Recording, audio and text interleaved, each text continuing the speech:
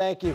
Jeremy Fowler, another one of our great insiders, is on the show. Jeremy, the Eagles made a move yesterday by re-signing Dallas Goedert. What more can you tell us? Peter, Dallas Goedert is back for a 9th season with the Eagles, a one-year deal worth $7 million, $4.25 million signing bonus. This is big for quarterback Jalen Hurts because Goedert had a career-high 11 touchdowns last season. The Eagles wanted to get this done, spent the last few days trying to knock it out, and they might not be done, Peter. They were looking for wide receiver help in free agency over the weekend. Okay, interesting. Damien Woody is with us here. Damien, they get Dallas Goedert back. Are the Eagles better or worse than they were a year ago? I think, listen, as we see here on March 16th, I think they're worse. I really do. You know, we've seen a couple moves, you know, a couple guys leave on the defensive side, move on in free agency, or what I call graduate from the program. But you also look at the coaching staff with the Philadelphia Eagles. Okay, their Hall of Fame offensive line coach Jeff Stoutland is no longer with the organization. They have a first-year play caller in Sean Mannion who comes over from the Green Bay Packers. And when you combine all of that right now, you're sitting there thinking, Philly got some work to do if they're going to be one of the big boys in the NFC. Let's talk about the NFC East. Dominique Foxworth, you're here on the show as well. Dominique, has the gap closed between the Eagles and the other three teams in the division? Absolutely, I think so. And I would focus in on the Washington Commanders, because if they can get Jaden Daniels back and healthy for a full season, I think that offense will be okay. And they were aggressive with how they approached the defense this year, and I think we're going to see a much more blitz-happy, big play, turnover-oriented defense, especially since they brought Durante Jones over from the Vikings. He's a Flores disciple, so you're going to see an aggressive defense. They added Oweh and Amenahue and Kason edge rushers that can do the similar things that you saw from the Vikings with Grenard and Van Ginkel. So I think this team, my expectations are getting higher and higher for the Washington Commanders as we get close to the season. And just as the Eagles have a new offensive coordinator, David Blau, 30-year-old former player, is also going to be the new play caller in Washington. Jeremy Fowler, I saw on my timeline, and Schefter reported it, Eagles move, and I'm thinking, is it A.J. Brown? No, it was Goddard. Okay, does that mean the A.J. Brown deal is now dead? Peter, it's not dead, but there is no movement on the A.J. Brown front. It is status quo. The Eagles have fielded calls. They've shown some level of willingness of doing a deal. Teams are interested. The New England Patriots have been involved here. But, look, Philadelphia wants a lot to move off of Brown. I've talked to teams who say it's a first-round pick and more, maybe even a first-round pick and a second-round pick. That is rich for teams trying to make that happen. And so right now it's a bit of a waiting game. They could wait till after June 1st. They would save a lot of money on their dead salary cap. So they know they have to make some moves, though, and the feeling is that A.J. Brown, it's believed around the league, would welcome a trade. All right, if that's the case, Damien Woody, should the Patriots, who did sign Romeo Doubs, should they be breaking their back to go and get A.J. Brown and get Drake May, that number one wide receiver? I don't think they should. I think, don't get confused the fact that the Patriots are in the Super Bowl and that they're here and all that.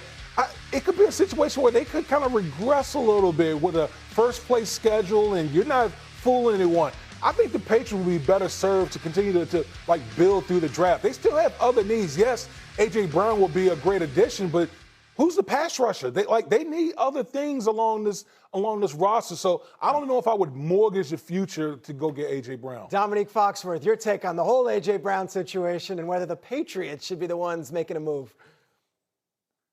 Yeah, I know that the Eagles are saying that A.J. Brown can come and play for him, but it sure feels like after the last couple seasons, it's going to be hard to imagine him being back there.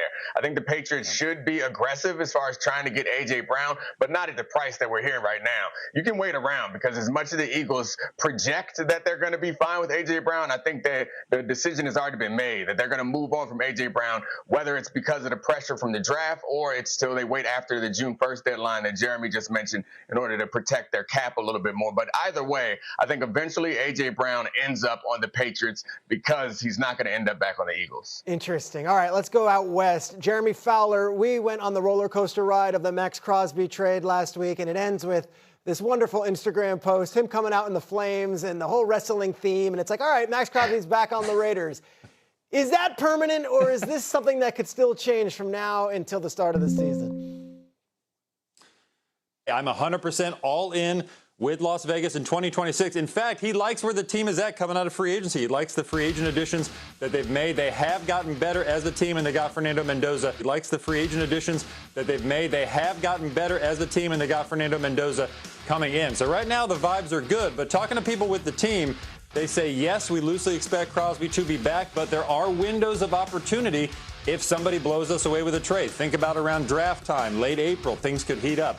Maybe even closer to the season. Or I've talked to league executives who say maybe take him into the year, he can play well, show he's healthy, and then trade him at the trade deadline. So there will be some timelines to watch here for a potential deal. Damien Woody, I ask you because now he's back there, and then you look at what they brought in, Kwity Paye and Quay Walker, and of course Nakobe Dean. It's like, all right, the Raiders could be significantly better. Would you consider the Raiders an actual legitimate threat in the AFC West with Maxx Crosby on the roster? I don't know if I would view them as worst to first. They've definitely improved their roster, but I mean, look at who we have in the division. I mean, we're going to sleep on the Denver Broncos, the Los Angeles Chargers. You know, I just think there's better teams right now, but we still got some time to go. Yes, we do, and the NFL draft is up in about a month. All right, coming up, the controversy. Cartoonist clearly likes me more than you. I just want to say it. Right, mine looks cartoonish and dumb, and you look like a movie star. Look at that. Actually, the close-up does me no favors either. The further away we are, the better.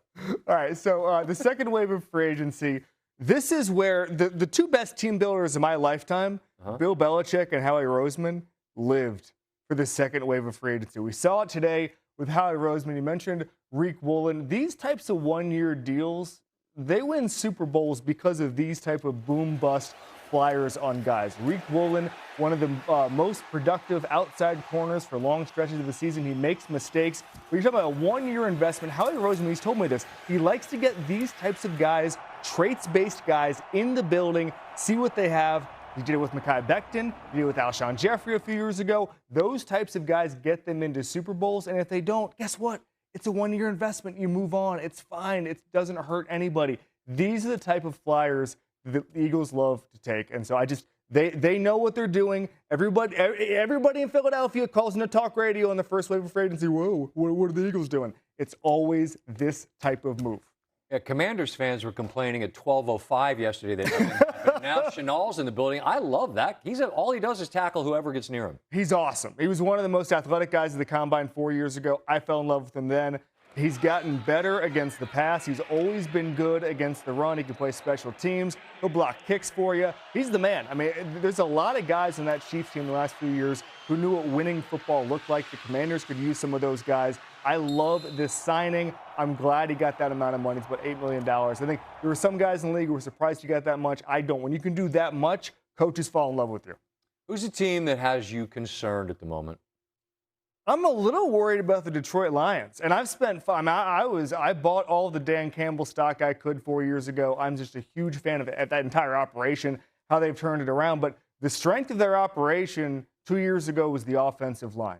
They've had releases, retirements, just regressions, and all of a sudden it's Penei Sewell and then question marks. They had Cade Mays at center, 3 years, $25 million. They had Isaiah Pacheco in the run game today.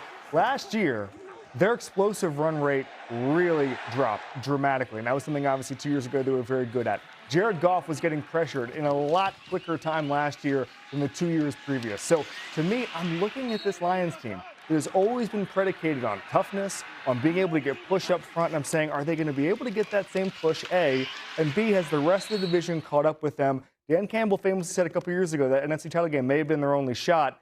I didn't believe him at the time. He may have been a prophet.